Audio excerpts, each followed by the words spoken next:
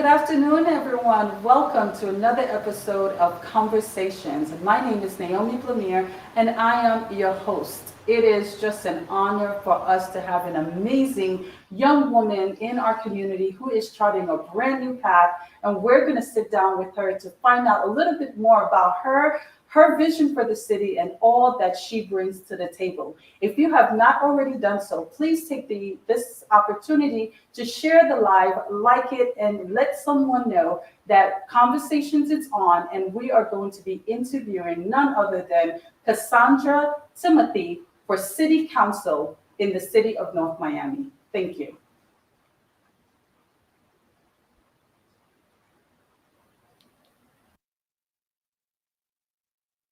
Sandra, Cassandra, welcome. How are you? I'm good. I'm good. Thank you so much for having me on today. I appreciate it. Absolutely.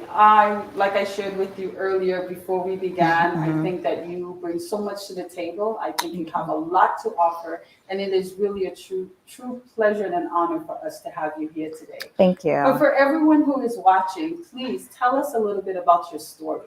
So my story is interesting. So I was born in North Miami, born and raised. I went to W.J. Bryan, North Miami Middle, but for high school, I went to Turner Tech. I was actually in the Public Service Academy because I knew I had a calling. I wanted to serve the public. I wanted to help people, and I went to USF in Tampa. I got my degree in political science. A lot of people think I majored in communications because for 5 years, I served as the City of North Miami's public information officer. So I was technically the communications person. So everyone kind of thinks, oh, journalism background. I'm like, no, surprise. I actually got my undergrad in political science. And my first job out of college, I was actually working with a councilwoman. Her name was Lisa Monteleone. It was like my first big girl job. And I'm like, yay, I'm in my field. And I told her, I was like, this job would be more meaningful if I was home, because in Tampa, I was a foreigner. I didn't know the street. I didn't know the community. I didn't know the people. And I was like, if this opportunity presented itself in Tampa, in North Miami, it would be perfect. And so my term in with her, working with politicians there, they have term limits. And then I went on to work with the state senator, Arthenia Joyner, and we were going back and forth in Tallahassee. And someone said, Cassandra, look around. I was the only Haitian legislative aide working in Tallahassee, working in the Florida Senate at that time. And I was working she was the Democratic leader. So technically she was the most powerful Democratic person in Tallahassee. And so, that moment, those 2 years and 2 months with her meant the world to me because it prepared me for this journey. And even working with Councilman Lisa Monteleone prepared me for this journey as well. And so my brother calls me, he goes, Cassandra, see if North Miami is hiring, because he was looking for a job for him. And I was like, well, I didn't find one for you, but I found one for myself. And I interviewed, I didn't get that job, but Miss McDonough, who is retiring, oh, Miss McDonough, I love you. She saw me, and Cynthia saw me. They said, hey, she would be a good fit for North Miami. She's from here. My first job, I was actually working at Mocha. Since I was 15 years old. I've been volunteering since I was like 14. I even went to DC with Bonnie when we got the national award. So like I knew Mocha, I knew North Miami, but I never knew City Hall. So when the opportunity presented itself in May 2015, I packed up my apartment and I came back home. And for the past 5 years, I've been in North Miami, and it has been a pleasure to see the community, to feel the community, to like be the one who is the voice of the city. Like I started the city social media. There were so many things that I was able to do. And I thank everyone at North Miami for the opportunity, because they helped me flourish. And now, after COVID hit, I realized I got burned out as PIO because we are always going. There's always something in North Miami. And then I realized like there was this fire, there was this passion, there was this burning to do something bigger, to do something greater, because I knew my calling was in government, was writing legislation. Like I thought I was going to go to law school because, I wanted to help, defend, but I realized because I want to write the laws. I want to write the policies that affect our daily lives. And so that's why I'm running. Cassandra, you know that it is historic times for a woman in politics. And I dare say for Haitian women in politics, it's a brand new path for us. We had historic numbers last quarter with so many women in South Florida running for office. Tell us exactly what is fueling you. Why did you take this path at this time? At this time, right? Like I decided to leave my job in the midst of a pandemic to run for office. You know, you get to a point where you're like, you want to see change. You want to impact the community. I remember being in Tallahassee during the Trayvon Martin incident. And I remember seeing the gun lobbyists talk about it was a justified shooting. And I remember going to the bathroom and crying. And I remember saying, you know, we can't always just protest because I had my hoodies on. I was holding the Skittles. We have to be the change that we want to see. And at that moment, I realized, you know, I can't just talk the talk. I have to walk the walk too. And it was crazy because before I even thought about running, I posted something on Instagram, and I was like, it was National Day of Prayer. And the George Floyd incident had just happened. And I was just like, you know what, it's time for us to run for office, to be the change. And then 2 weeks later, I was like, wow, I guess I'm getting ready to be the change because now I'm going to run for office. So it's our time. It's Women's History Month. You know, there's been a record number of women running, Haitian women running. Like I see you guys, Linda, Daniela, Nancy, like it's like this Power Ranger. We're like this force of young Black Haitian women who are running for office. And, you know, they fueled me and they're helping me along this journey because I was thinking about it. I'm like, should I? And then another person's running and then another person running. I'm like, okay, well, I guess I should. So it's like fire catches fire. Absolutely. And that's kind of what happened. And, you know, our culture, we are very much so involved in politics and government. And it was just time. It was time. And you're ready to make your own history as possibly the next councilwoman for the city of North Miami District 2. This will be the first time that we have a woman of color in that seat. Please, for someone who's watching for the very first time and who may not know a lot about politics, tell us, what is the job of a councilwoman? So as a councilwoman for the city of North Miami, it is our jobs to set the policies, to set the initiatives that we want to see in our community. And it is administered through the city manager. So North Miami has a weak form of government. In Tampa, we had a strong form of government where the mayor kind of set the tone. He set the budget and, you know, the council just kind of had veto power, if that be. But with North Miami, we set the city's budget. We are the one that determines your property taxes. So, you know, depending on what we set the millage rate. So local government, I tell people, is the most important government because we affect what's happening in your backyard. Immediately, exactly. So if there's a sewer backup, if there's a pothole in your street, you know, we are your first point of contact. And, you know, that was something that I enjoyed in Tampa. And, you know, I wish, you know, God works in mysterious ways because I was just like, you know what, I did apply to work in the mayor council office and I didn't get that job. But you know what, now I'm getting another job that's more meaningful, that'll be more impactful on Tuesday, May 11th, as councilwoman if and when I win. So, you know, I tell people, you know, local government, everyone looks at the president or they look at the governor. And I'm like, those people are so far removed from what's happening in your backyard. So if you want the greenery, if you want the trees, if you want, you know, real effect, you know, real change for climate change, you want to start local. You want to start paying attention what's happening in your local government. And I think one of the other issues that people were able to connect with all of these, you know, the hashtags, the movements, and it was happening with the police. But our city manager is the one who hires the police chief. So you want to make sure that your police chief and your police officers, they look like you, they speak the same language as you, and that real community policing starts at home. So I think that, you know, I want to be that voice to help people because yes, it's great to protest. Yes, it's great to make noise, but we have to back it up with action. Absolutely. Absolutely. And there has to be action that people can count on, right? And actually being in a position to make the changes, to write the laws.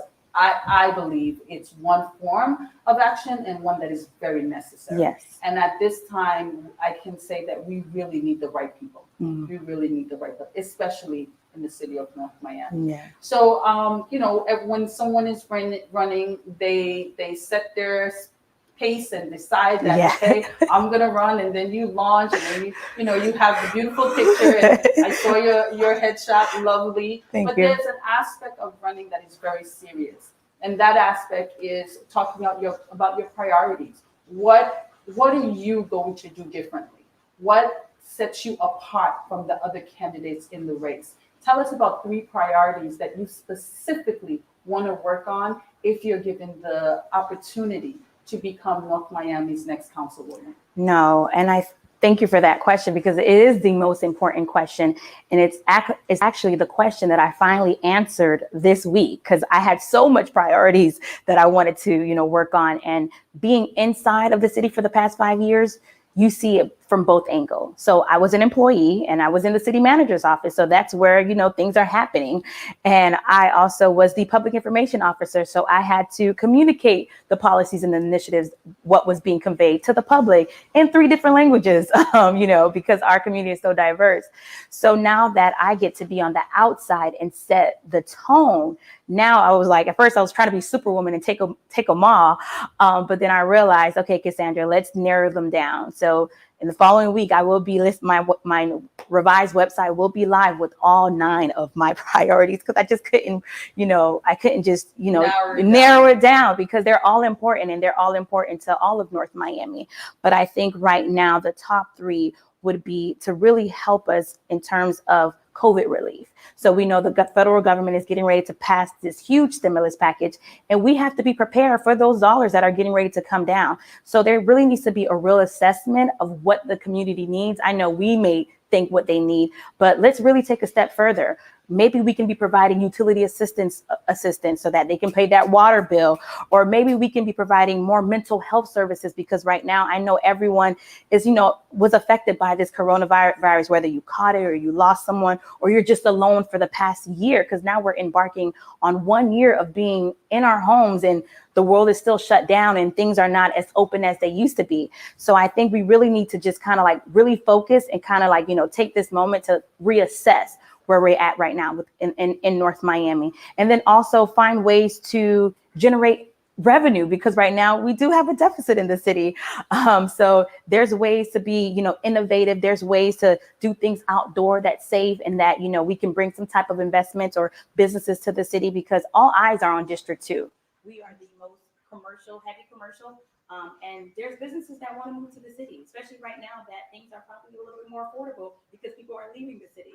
So with that being said, I think it's time for us to streamline those development, those projects, those businesses that want to come in and making sure that our North Miami residents have access to those jobs first. Because we know right now, a lot of people are hurting because maybe they worked at a hotel and their hotel shut down or they cut down their hours and people are looking for ways to make money. And another priority of mine that's near and dear is actually creating generational wealth in our community. As I'm talking to residents, they're like, baby, I need a job. I need a job. And I was like, Mommy, where did you work? And she says, I worked at a hotel. I was like, well, you were cleaning at a hotel. I understand that. But do you understand that your industry is in high demand right now? Get with your child and create a little LLC and start your own cleaning business because right now people are cleaning even more frequently.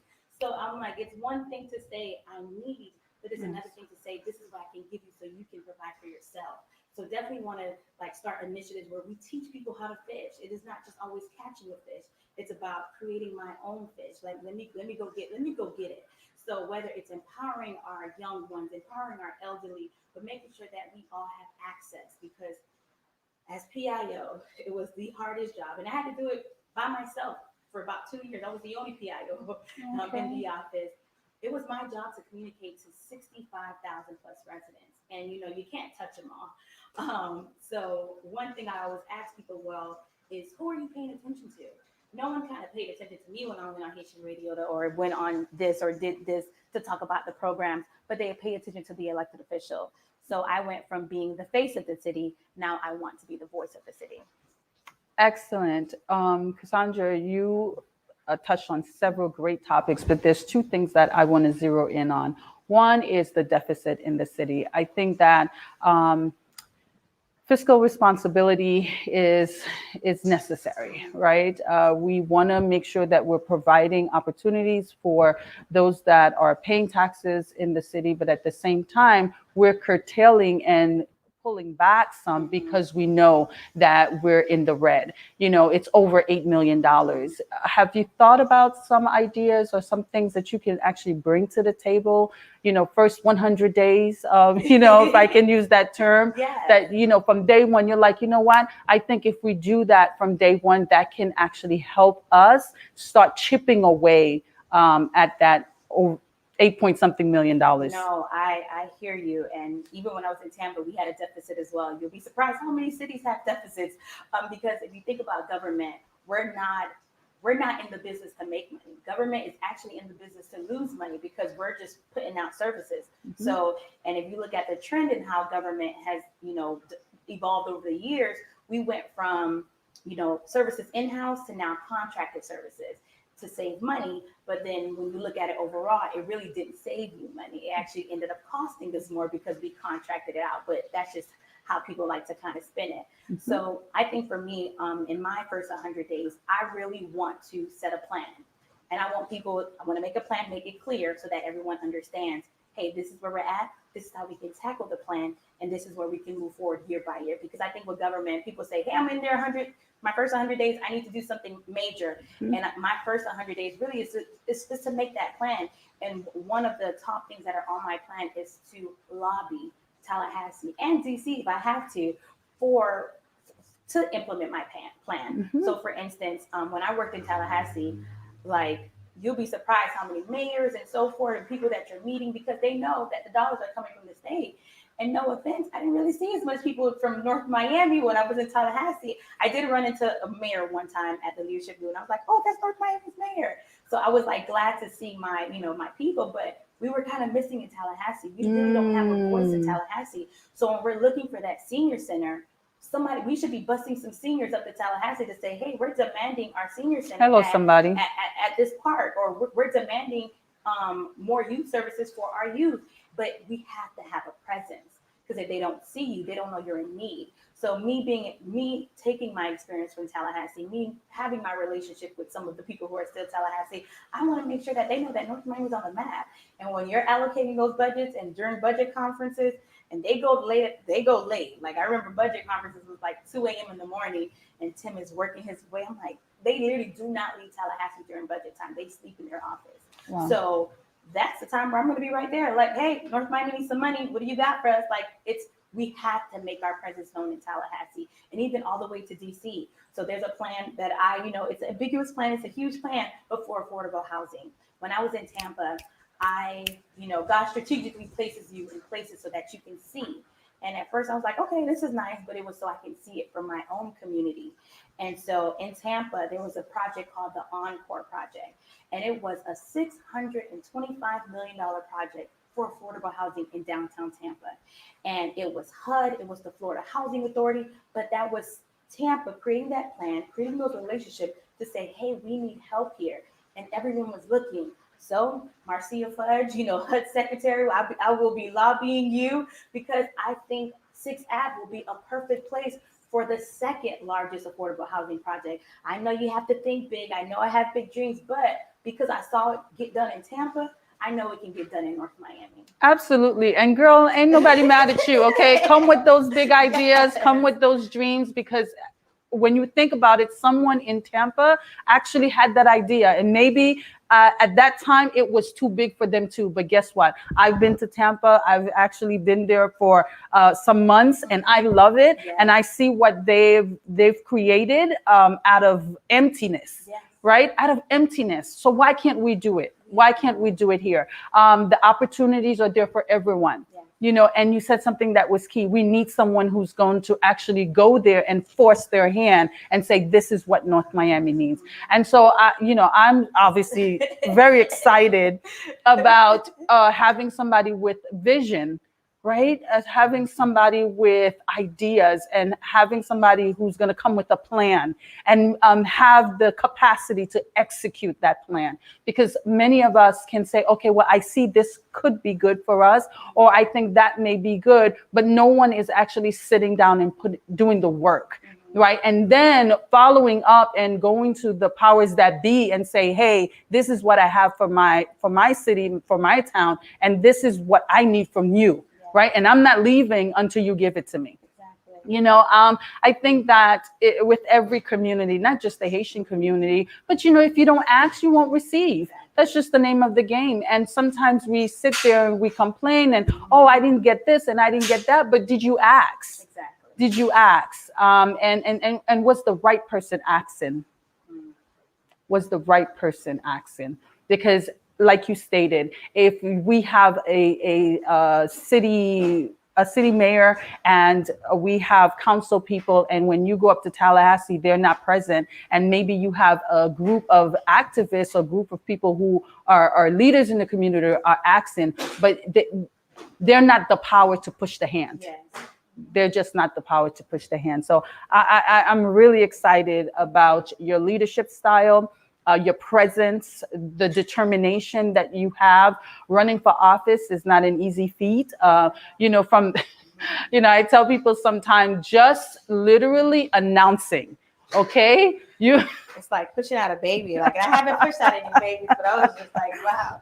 Yes, just announcing, okay, between people questioning you, causing you to question yourself. You understand? If you are not hell bent in one way, shape, or form, in saying I'm going to do this anyway, right? You can actually see the possibilities and retreat and not do it. So we celebrate your courage. We celebrate your courage because it takes courage to do what you're doing. And secondly, with what you shared before, I want to know how you're going to leverage your prior experiences, because you've had some great experiences. And I think that for someone who has had your experiences, in my humble opinion, you could have gone for state representative or you could have gone for state senate, because that is the area of your experience. But now you're saying, you know what? Yes, I could have, because I have had the experience, but I really want to work in my local community where I'm from. So tell me how you're going to leverage that, because we don't want you to leave that behind, right? No, we don't want you to leave that behind. So how are you going to leverage having had the experience of working in the city manager's office and being in Tallahassee to really bring your vision to the forefront for this city? I think the first leg up that I have, you know, as a candidate is that I know how to work with the people inside. I know what their jobs are. I know what they can do and I know what they can't do, because as PIO, I had to work with every single department, and some of them I had to hold their hands and say, what is it that the community needs to know? Give me the information, make it plain, make it simple, and make it understandable. And they're like, you know, sometimes they're speaking technical. I'm like, no. Let's bring it down so that people can understand. Basic. Basic. We got to keep it real basic. And so I end up spending a lot of time with each department. So I know their kind of ins and out, because I had to do that with all of them. So I think that's the first leg up that I have, because I know how to work with every department. And then with my experience being in the city of Tampa and then being in Tallahassee, I think that every branch of government, they should talk to each other.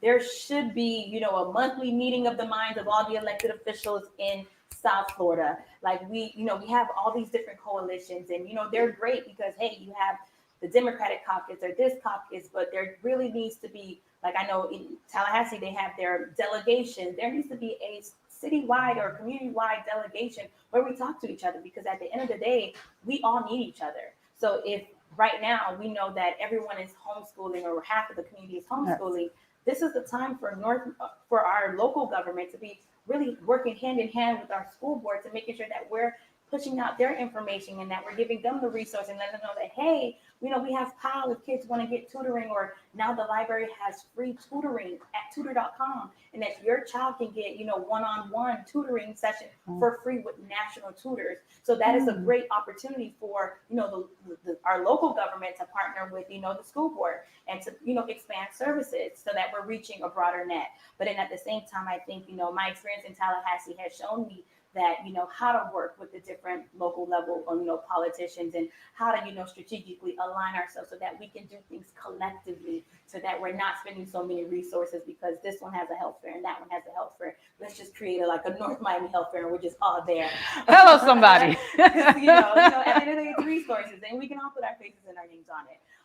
So I definitely think it's, I definitely think. I love that, Kassandra. No, no, no. Let's be real. Let's Yeah. be real. We don't need 10 health fairs. No, no. We don't. We But don't. if we have one huge one where everyone can come out, everyone can get resources, And you get your logo on there and and we're everything. good to go. So I definitely want to leverage the knowledge that I have of Tallahassee, because I saw that it was missing, and it was so funny because the last city manager, I was actually vying for a new job. I was like, hey, I think I'd be great in governmental affairs. Like that was kind of like one of my dream jobs. I'm like, hey, put me in governmental affairs. And then we had an opportunity to go to Tallahassee. And then when he saw me, he was like, oh, maybe we should have had you in governmental affairs. I'm like, you think? I was telling you. Telling you all along, you weren't listening, but it's okay, because now I get to do my own governmental affairs for North Miami if elected. So I'm excited. Absolutely. Absolutely. Kassandra, District 2 is one of, in my opinion, one of the most diverse districts in the city of North Miami.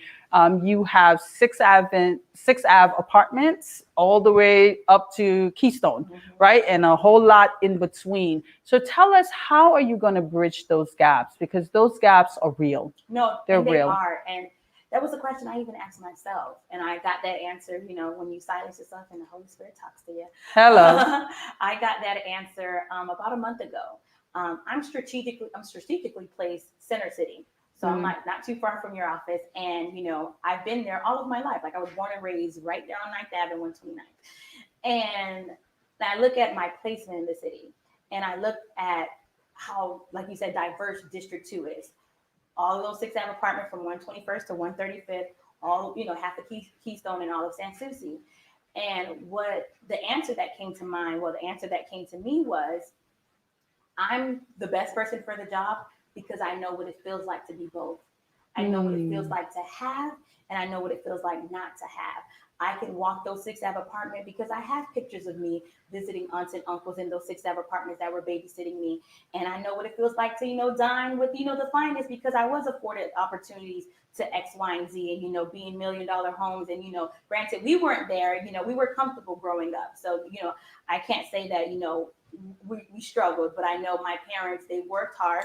They started at a stable home apartments. They worked hard. They put their kids through school, and we're all successful because of their determination.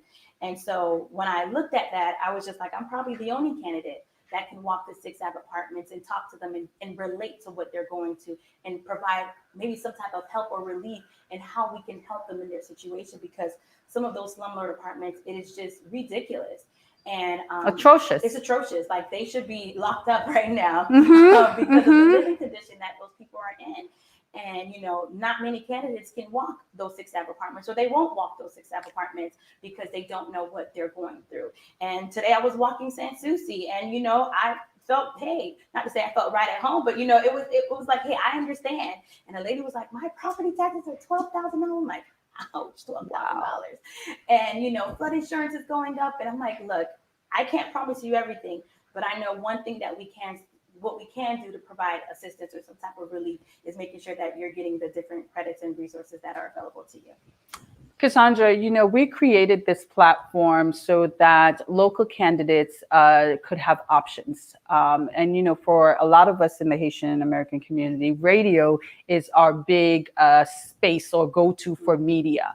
And so we want you to take this opportunity right now to speak in Creole specifically to the Haitian constituents that may be watching right now and heard about you, your story, and now understands that, okay, she has a plan. There's something she wants to offer, but can she really connect with me? Because we know that li nécessaire, pas vrai, pour nous connecter avec ti mami, ti papi, pour yo connaître que nous comprenons yo et nous pas le travail pour yo.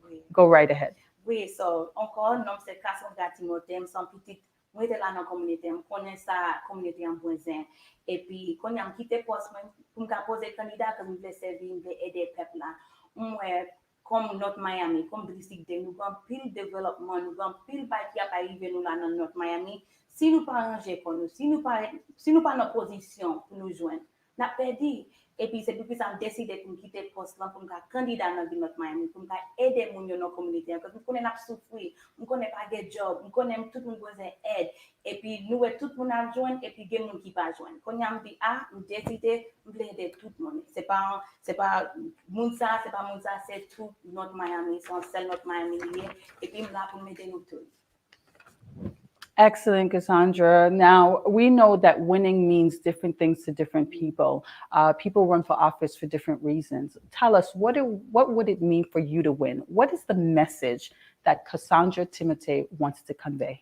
I think what it means for me to win is that when I win, we win because the community wins. I am a candidate who decided on my own to run for office, and I wasn't being pushed, I wasn't being forced, I wasn't being told. You're nobody's puppet. I'm nobody's puppet. I am running unattached, and I'm open, and I am available for help, for resources, for guidance. And I tell people, I didn't realize the timing, but God always knows the timing. And District 2 will probably be we will be one of 2 seats that are still there because a lot of people are getting ready to term out. So in 2 years, there's going to be a different face in North Miami. Absolutely. There's going to be new leadership coming in. And if and when I win, because I got to claim it. That's it. I want to provide the pathway for more people to come in and do it right. It's a lot of work. It's a lot of talking. It's a lot of knocking on doors. But if your heart's in it, if you really have a heart for servanthood, I'm here to help. So if I make it or if I don't make it, I still want to help, up and coming leaders because it's our time and the time is now. Like we can't wait another day, another hour. We have to be the change our community needs.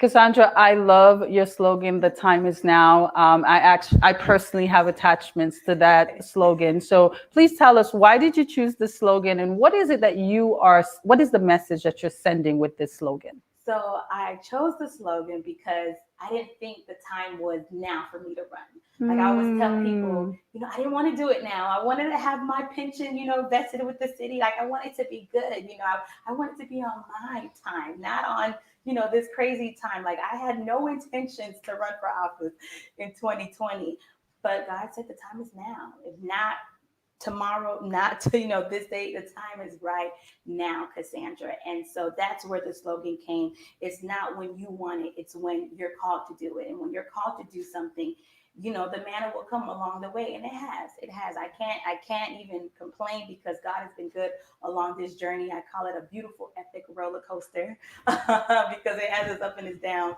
But the time is now. It's our time. It's our time the time is now for new leadership, new change.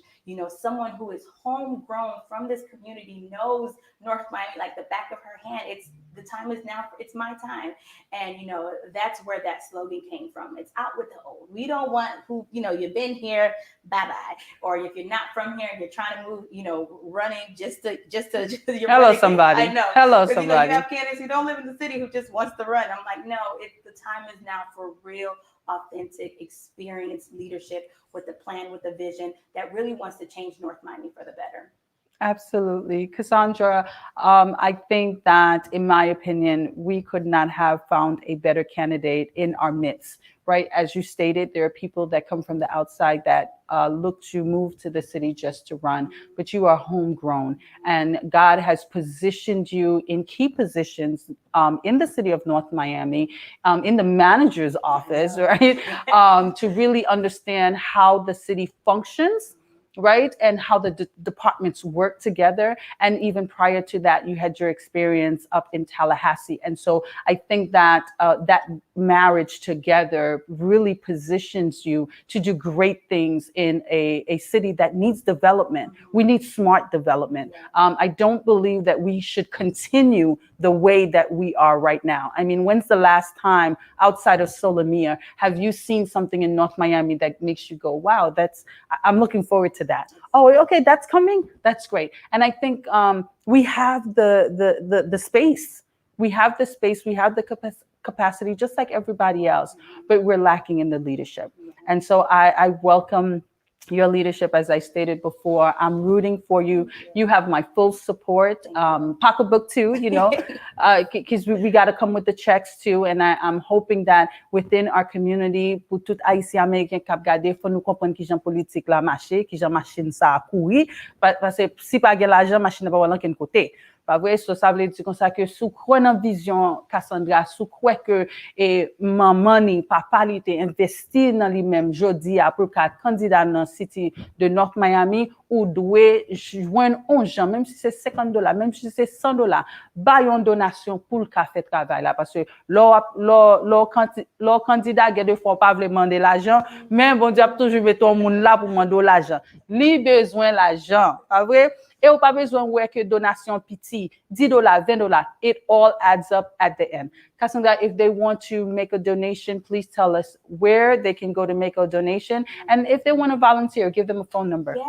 Yes, please visit www.KassandraTimothe.com. You can text me directly, 786-390-2237, 786-390-2237. Or, go on the website. All my contact information is there as well. Thank you for tuning in to another episode of Conversations. My name is Naomi Blamire. I am the managing partner at BL Consulting and your host for Conversations. Until next time, have a balanced day.